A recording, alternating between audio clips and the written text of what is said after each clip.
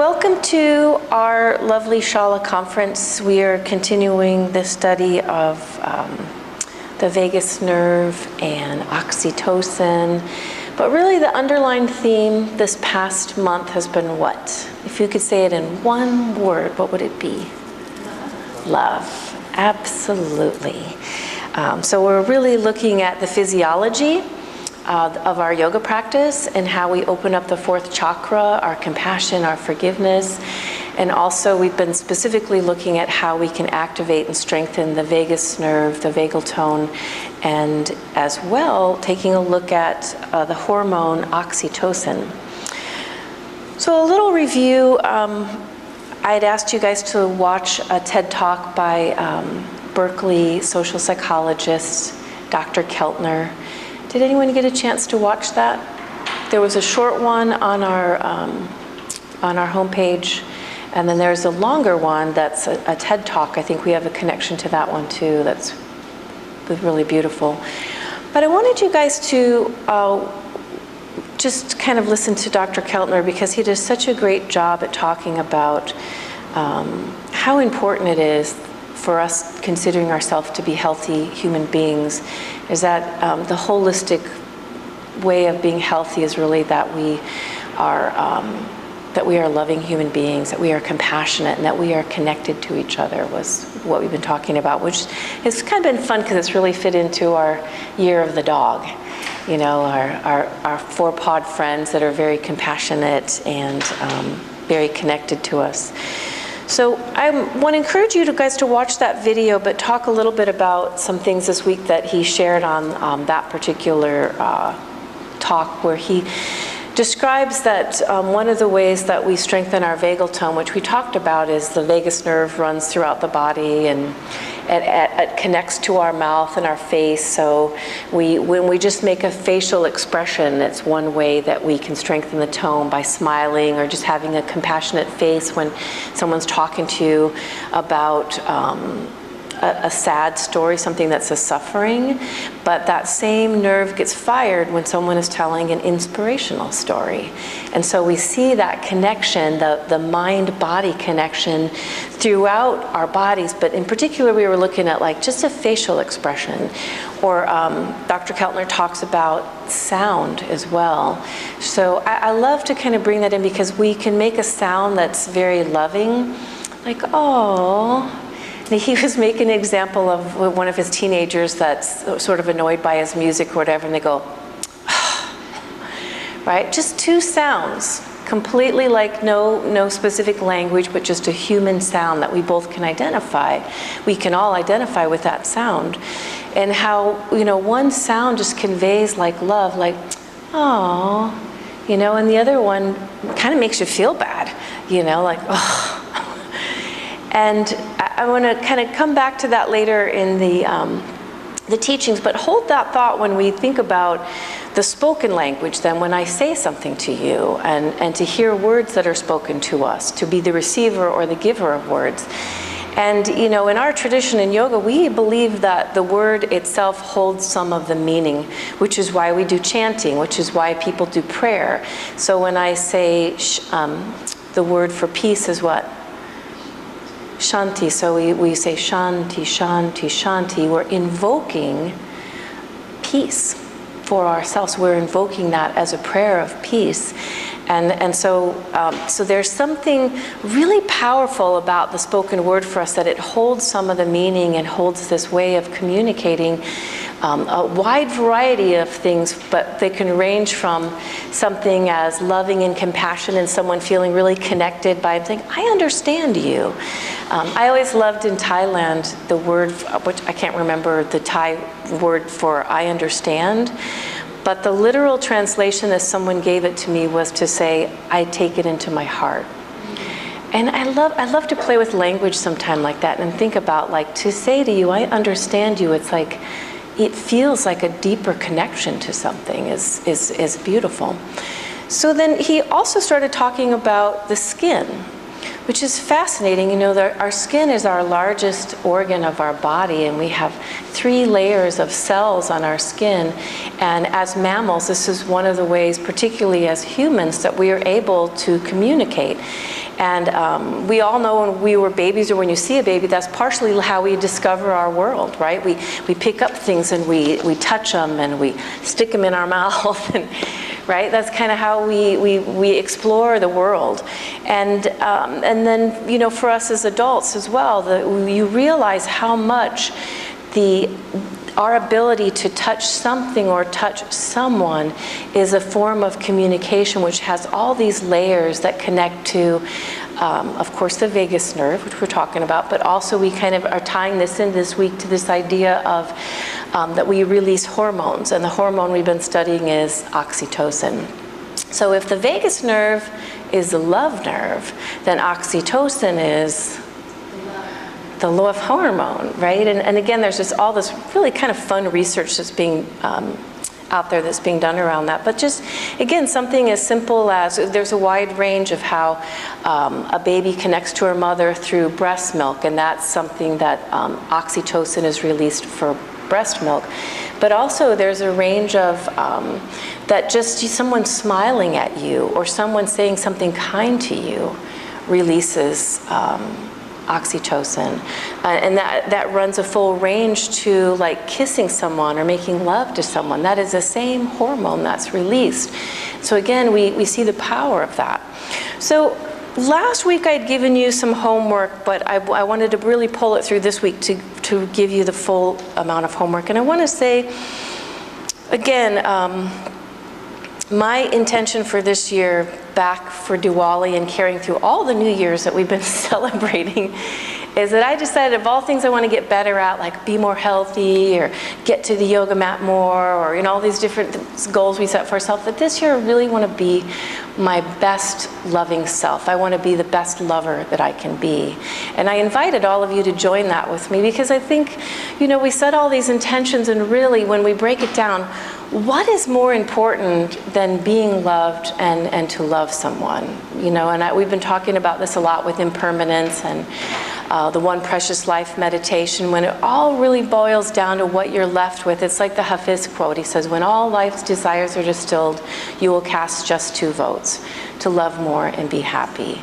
And so I'm like, well, if that's really true, then isn't that the number one thing that we want to be better at? Because let's face it, like, you know, I could be better at it. I think that all the time. And I think, can I be a better lover to my friends, to my parents, to my dogs, to strangers that I encounter, you know, or just to be a more loving person to myself, you know, not to be so critical, but to really embrace and love all of who I am, and to embrace my life that way too, like to really say, I love teaching yoga. I love this new shala with this ocean view. You know, the list goes on of, I love, you know, seeing the moon last night. And like, when we go from just like, yeah, this is kind of cool, to I love this, you can all hear me just raise the vibration.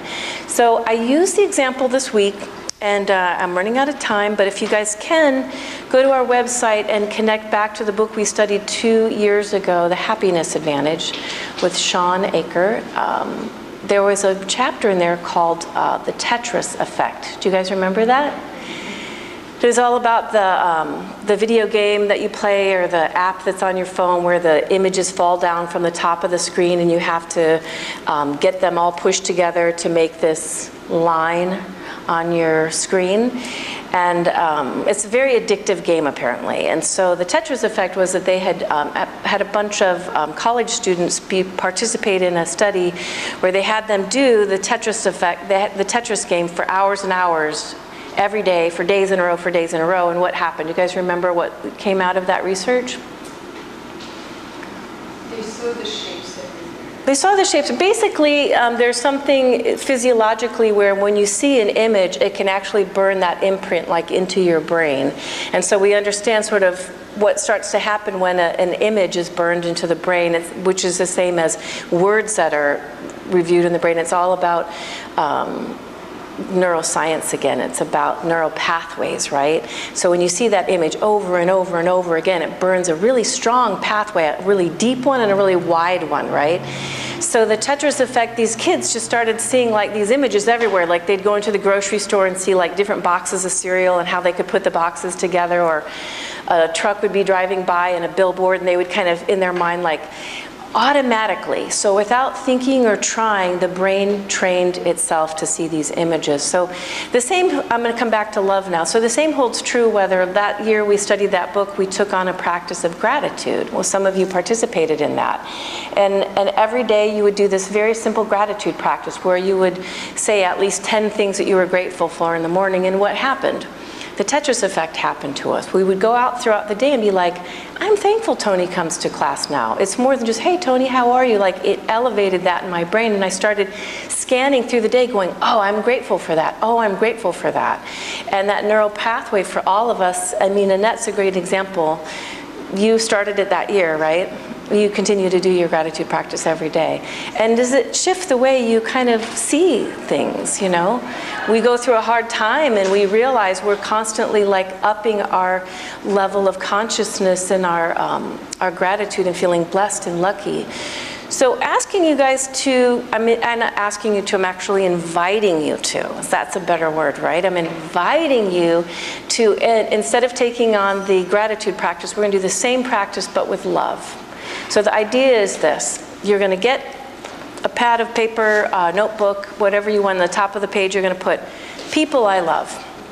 I'm going to ask you guys to do this for a week, but I guarantee some of you are going to love this so much, you're going to take it beyond a week. So the people you love is going to go like this. You start your morning and you're going to like, I love my mom, I love my dad, I love Tamara, I love... I'm going to put all of you on my sheet, right? And then the next day you're going to come back and you're going to go, okay, you still love these people. And I go, I really love the school teacher I had. I really love Patabi Joyce. I really love, you know, and you're going to remember a friend from high school, past and present. And every day you're going to add maybe one person, maybe 5 people, maybe 20 people, but every day you're going to be adding people. You're going to go, oh, I like the lady that works at the flower stand that I go to once a week. She makes me smile. I'm putting her on there too.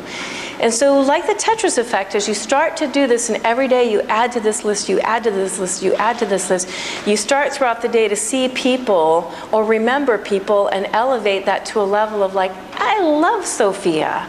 So happy she's here. Right? Then the other piece, so there's 2 parts to this. One is people I love, the other one is things I love. Things I love, super fun. Things I love is what? Catching a wave. Maybe not even catching the wave, just being out on a board with your best friend. Walking into a yoga class and seeing Annette. You know, waking up next to your husband. You know, that first sip of coffee in the morning. Coffee always makes my list. Have you guys figured that one out? Coffee is always on my list. But and again, as you start filling this page out of all the things you love, then throughout the day you'll be doing something going, oh, this is making my list. I love this, you know? And little things that we don't even really think about sometimes, we elevate them to that level. So that is your practice for 1 week, should you choose to accept that as your homework this week for, and I want to say this, I'm stumbling a little bit to say this to you, but it's training. So whatever I practice, I become good at, right? And so I want you guys to consider some way, because we all want to be better lovers, but some way to practice and train yourself to elevate that level of consciousness around it. It's just a training mechanism. It's so simple. And I want to end with a quote, but also by saying, you know, a couple weeks ago we were talking about the yoga 8 limbs, the Ashtanga 8 limbs, the yamas and the niyamas, and how we show up in the world is very much why we do our yoga practice, to show up as better people. And we were, you know, really looking at an example of a friend of mine was talking about her friend's 4-year-old daughter who was on the playground, and these other little girls about the same age walked up to her, didn't even know her, and said, we don't like you, and you can't be our friend. And we were talking about like how hurtful that was, you know, for no reason for someone to say to you like, I don't like you and you can't be our friend or whatever. But it's such a great example for all of us to hear that. All your vagus nerves just fired right now, because I can see the looks on your face like, that's not nice, like it's hurtful. But we realize the power of the spoken word. So anytime we say something to someone that's, you know, hurtful, we realize that it has that effect, you know, we have that effect. But also on the other side of that, being better lovers, is how often are you thinking something like, That, like, I just love that Ava's here, like, just saying, like, Ava, you're here, I'm so glad you're here. Or, Sherry, I love that t-shirt on you, you're so beautiful. Or things that might be going around in our head, but just to speak them, to know, like, have you ever just done that, like, randomly saw someone, you're like, oh, I love your hair, looks great today. And you're like, you really made them happy, you know, by just saying something that simple. Is really what we're talking about here, is you being the person that lights up the room, you being the person who makes other people feel good about themselves, or you made their day just a little bit better because you walked into it, is what we're looking for. So that's your homework. This week's quote is from the book, 7 How Many Days of the Week Can Be Extraordinary. The first quote was part of this longer story they were telling about a lady who, I believe it was her 90th birthday, and she was giving a presentation and talking about all the different decades of her life. And at the very end of this speech, she gave everyone this advice. She said, live consciously, treat each day as if it's a miniature lifetime.